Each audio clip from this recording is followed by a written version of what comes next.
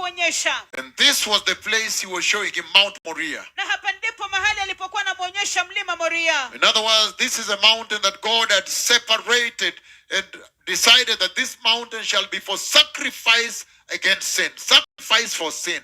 Hivyo kwa maneno mengine, huu ni mlima ambao Bwana alikuwa ametenga na kusemea kwamba hapa ndipo patakuwa mahali pa kutoa dhabihu dhidi ya dhambi. This is Mount Zion. Huu ni mlima Sayuni. Solomon's temple was built on this mountain.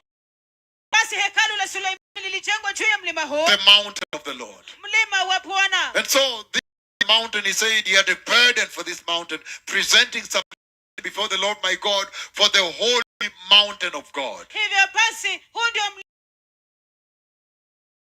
kwa ajili ya huu mlima. Anasemea kwamba nikifanya maombi yangu kwa Bwana Mungu wangu kwa ajili ya mlima wake mtakatifu.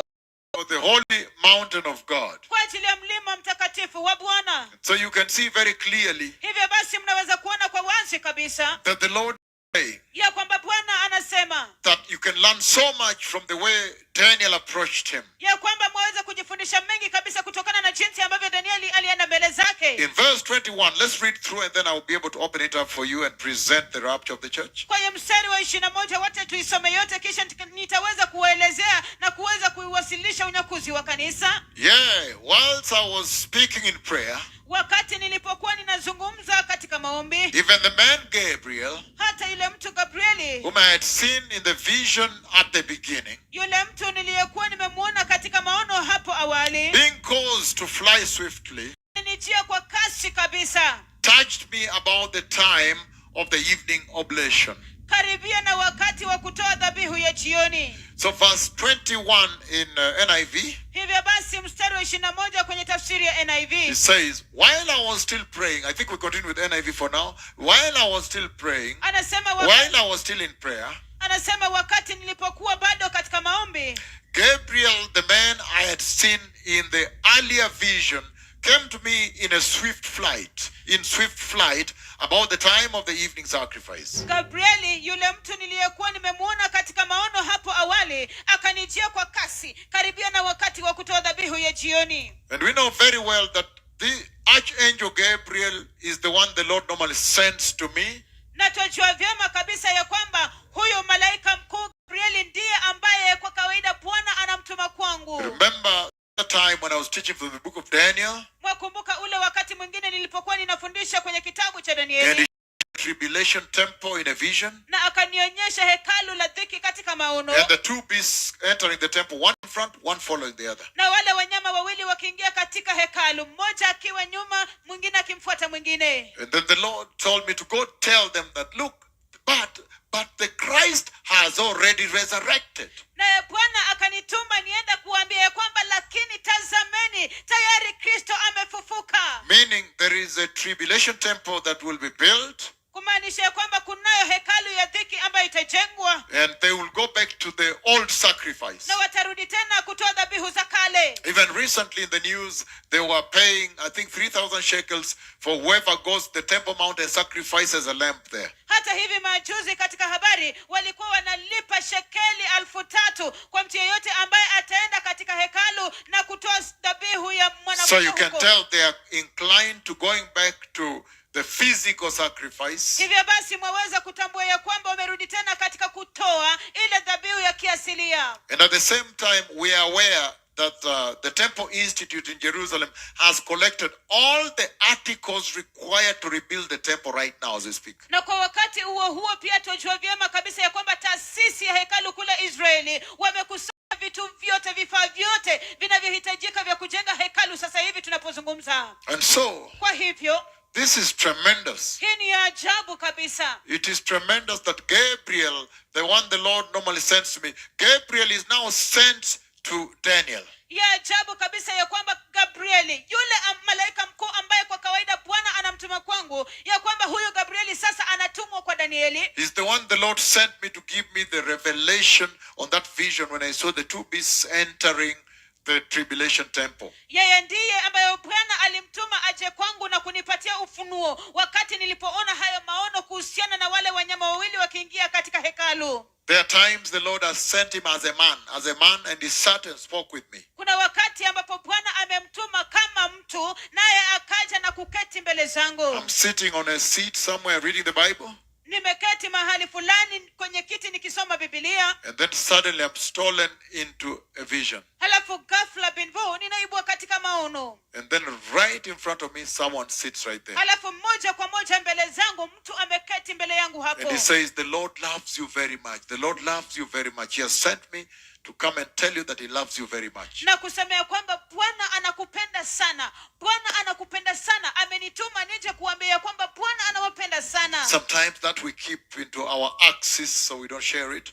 Wakati mwingine hiyo tunaiweka katika upande wetu kwenye mipaka yetu, hivyo hatuishiriki. But you'll see that he comes to tell Daniel the same thing. Lakini mtaona ya kwamba anakuja kuambia Danieli jambo hilo sawia. So this is the same archangel that came to Mary. Hivyo basi huyo ndiye malaika yule mkuu aliyekuja kwa Maria. So he's a messenger. He normally brings the messages of the Lord to the people the Lord sends him to. Hivyo basi ni mjumbe. Kwa kawaida huwa analeta jumbe za Bwana kwa watu ambao Bwana amemtuma kwao. He's the one who spoke with Mary and saying, you're going to have a baby. And she said, no, but I'm a virgin. How will that be possible? Yeye ndiye ambaye alitumwa kwa Maria na kumwambia Maria ya kwamba unaenda kumzaa mwana. Naye Maria akasema ya kwamba hapana, mimi ni bikira. Je, itawezekanaje hivyo? So he is the one sent to Daniel here again. Hivyo basi ndiye anayetumwa kwa Danieli hapa tena.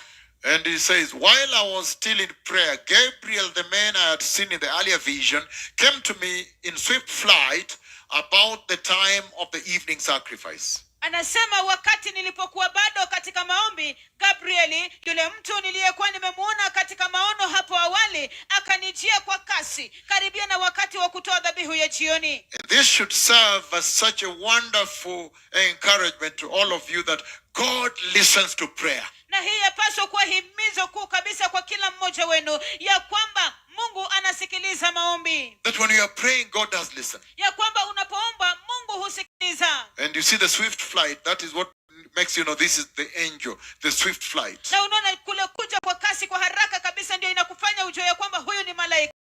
Whenever the Lord sends him, normally he puts his wings, he arrives in very swift, and he puts his wings down, I mean, the pointing down, standing pointing down at their tips, and then with his hands up, and the glory up to about 1 meter flowing, pure white glory covers the whole place. Kwa kawaida wakati ambapo The Bwana entire circumference. Kwa kawaida wakati ambapo Bwana anamtuma malaika Gabrieli kuja kwangu, huwa anakuja kwa kasi kabisa Alafu kabisa. anasimamisha mabawa zake. Alafu anasimamisha mabawa zake namna hii, alafu anatoa mikono zake nje namna hii, na kisha utukufu mwingi kabisa kabisa unafunika katika sehemu hiyo yote kwa mduara. It is tremendous to see the wings and then to see the hands also. Ni ajabu kabisa kuona mabawa zake na pia kuona mikono yake pia. The kingdom of God. Ufalme wa Mungu. And so he is sent to speak to Daniel. Kwa hivyo anatumwa kuzungumza na Danieli. And he arrives at the time of the evening sacrifice, verse 22. Na anafika wakati wa kutoa dhabihu ya jioni, mstari wa 22. He instructed me and said to me,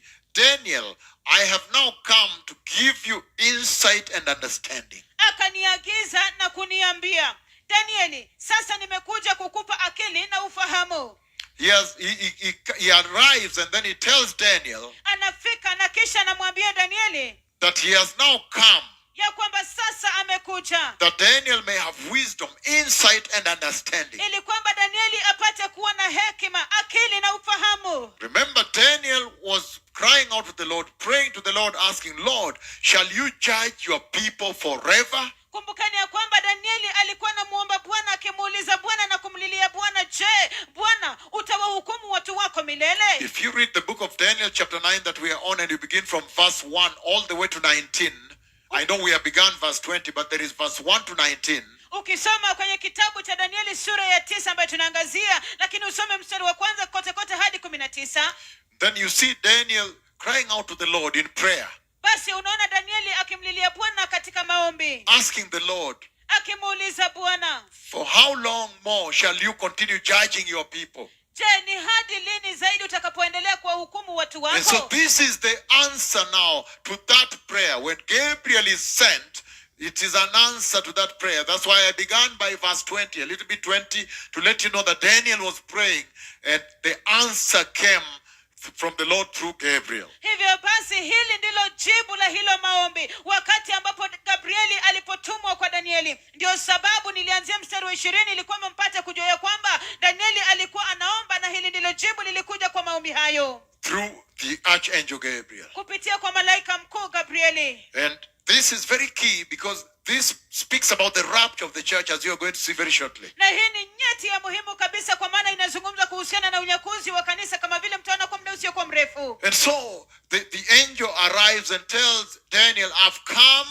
that you may have insight and wisdom and understanding. Hivyo huyo malaika anamfika kwa Danieli na kumwambia Danieli ya kwamba nimekuja ili kwamba upate kuwa na hekima, akili na ufahamu. When I met him, the last time I met the archangel Gabriel, when the Lord sent him to me, he was glowing and glorious, and the glowing was flowing.